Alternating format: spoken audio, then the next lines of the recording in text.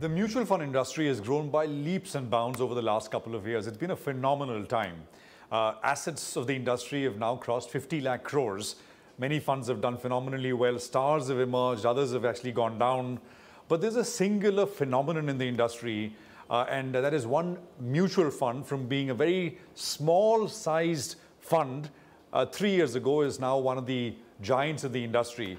I'm talking about Quant Mutual Fund. With assets of about 500 crores in December of 2020, the size is now 100x. Actually, more than that, 53,000 crores to be precise. And we are sort of coming to you from the floor of Quant Mutual Funds' office here in the heart of Mumbai. And with me is the man who's made all of it happen.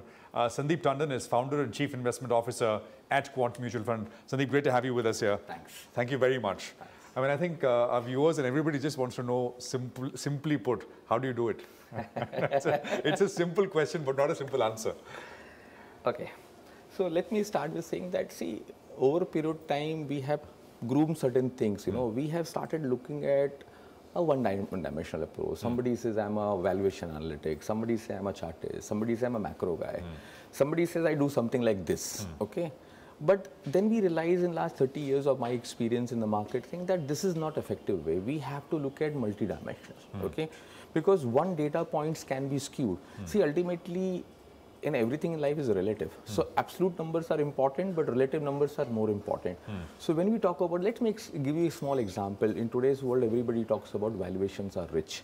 And what example we'll give? We'll talk about 2000, we talk about 2007, 8, we talk about 17, 18. Yes, I agree, is rich. But if you look at in one dimensional, that is purely looking from the valuation point of view. But what happened to the liquidity aspect?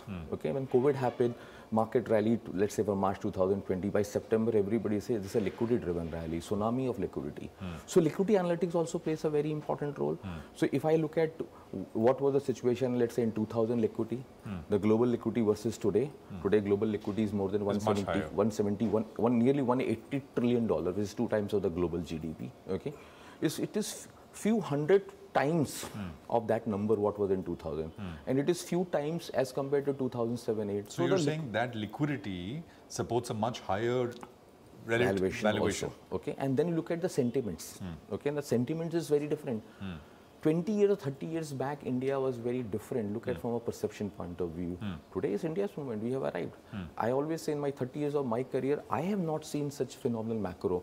Both if I look at from absolute perspective and relative perspective. In fact, absolute is good, but relatively it's extraordinary. When whole world is going through a difficult phase from a geopolitical, look at the political stability in this country. How do you quantify? Do you quantify sentiment? Yeah, we do quantify. Okay. So it's I'll come to sentiment. Yeah. So there is valuation. Yes. There is liquidity. Yes. There is sentiment. Yes. What else? Okay. This is a 3 important parameters which we look at. This is what we call the valuation analytics, liquidity analytics, and risk appetite. We give 1/3 weightage to each. Okay. And then is the most important element is the time analytics. Okay. So time is a function of, when I say time analytics is a function of these 3 analytics. Okay. So which in turn I can drill down further. So just one thing, when we say sentiment, right? Yeah.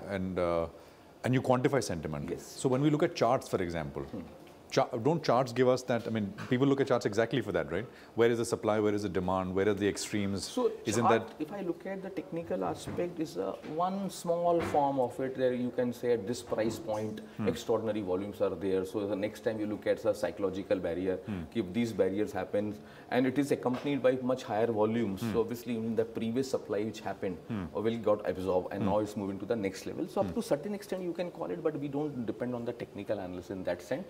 Mathematically, if I look at any data point, whether it's a Fibonacci series or exponential series or any data point, ultimately, as a mathematical firm, we do look at cycle analytics in a big way. Cycle analytics is part of, along with our money flow analytics, when we look at, we do look at these data points, but we define in a different way. Not just, technical analysis could be just a very myopic view. But yes, sometimes it gives you a perspective. Answer is yes, we do, can we ignore it? No, we do capture that, but we capture through mathematical route rather than capturing through graphical. And what you called valuation, that captures fundamentals. Yes. Right. 1/3 is hard code valuation, okay, cash flow analytics, which we do. But our advantage is that when we look at data points, we don't look at the forward. Okay, the entire industry looking at 3 years forward. We work only on the trailing because instead of looking at the P multiple, is something we have built called perception analytics. The advantage of perception analytics, it is backed only on the previous data. When you bring anything which is forward looking, obviously there are challenges because forward looking statements are always coming from certain assumptions. So 4 analysts or 4 different money managers house will have a different perspective. The moment assumption changes, then you have positive or negative surprises. So we don't believe that. Do you say that we ignore that? No, we don't ignore that. But we use these data points, let's say a forward-looking earning or consensus call, as an additional catalyst. It can be act as a trigger. A lot of people market look as a trigger. So this can be a catalyst, but not form the part of the base models. Okay. You also look at a fair bit of macro, global macro. Yes. And that's it's not surprising, but the bulk of the mutual fund managers or industry that we speak to, they say, well, macro shacro, let's keep that aside. Doesn't matter. What matters is what the business is worth, and you're able to calculate it and give some value to it. But your approach is different in that sense. Macro is a very important variable for you. See, when we talk about, agri industry, we have worked in the previous avatar as a broker. People only look at the bottoms up. Okay. But we are a top-down house. The advantage of a macro data is that we get a much larger perspective. The canvas is far bigger. So from very large macro, we come to micro. So if you give you example, okay, if you talk about, let's say example, the largest company, let's say Reliance Industries, okay, if you don't have a perspective on where crude prices are heading, okay, if you don't have a perspective of the currency price, I'm just giving for example's sake, okay, then it's very difficult to visualize the earnings. Look at the IT companies when the hedging was not proper. People used to consider 5% depreciation over a period of time, okay, which has become now you continuously take certain depreciation, oil prices will continue rise, rupee will continuously fall. This assumption has worked in the past when we were emerging market economy. Now we have much better economy, or rather more mature economy. That perspective has changed. It doesn't work. So if your certain assumption which you have built the entire thesis is wrong, and if you can't predict those things, and you're assuming this will happen, so by default your earning assumption or revenue calculation, everything is wrong. Sandeep, whenever I've met you and I've spoken with you, you've always emphasized the importance of behavioral sciences, and that's an important input for you in that sentiment indicator that you look at. Can you use an example to explain how you put it into use? See, frankly speaking, Prashant, when we talk about markets, we always talk about fear and greed aspect. Okay, people can feel whether the greed has intensified or we are seeing a capitulative phase. Can you quantify? Okay, now macro, through the help of macro data, we can actually quantify with the help of predictive analytics. We can quantify the macro thesis. And let's say talk about gold or crude. In multiple occasions we have done it. Yes, we can quantify the intensity of greed, intensity of fear. Let's talk about, let's say you as an individual have certain characteristics of your fear, greed, anxiety, frustration. I may not be able to quantify an individual, but an asset classes as well as particular sector and stocks we can quantify, because we look at the cumulative effort of the society where the masses role also play. The behavior of a FI or institution is slightly different from the behavior of retail characteristic. So we try to decode these mysteries and create some numbers around that. And it is a continuous process. So we can see whenever we see a capitulative move happening in a particular sector or some sort of euphoria getting built, like a lot of people say there's a euphoria. I keep on highlighting that we have not seen a classic euphoria which is required for market to peak out. Okay. That feeling has not come in. Now you can feel it, but I can quantify it. So it can be quantified with the help of macro data as well as the micro data. So I think one area where there is, maybe euphoria is the wrong word to use for it, is the huge participation of retail. And who better than you to actually talk about what we are seeing out there in the markets, right? I think, what is it last AUM? 53,000 crores? Yeah.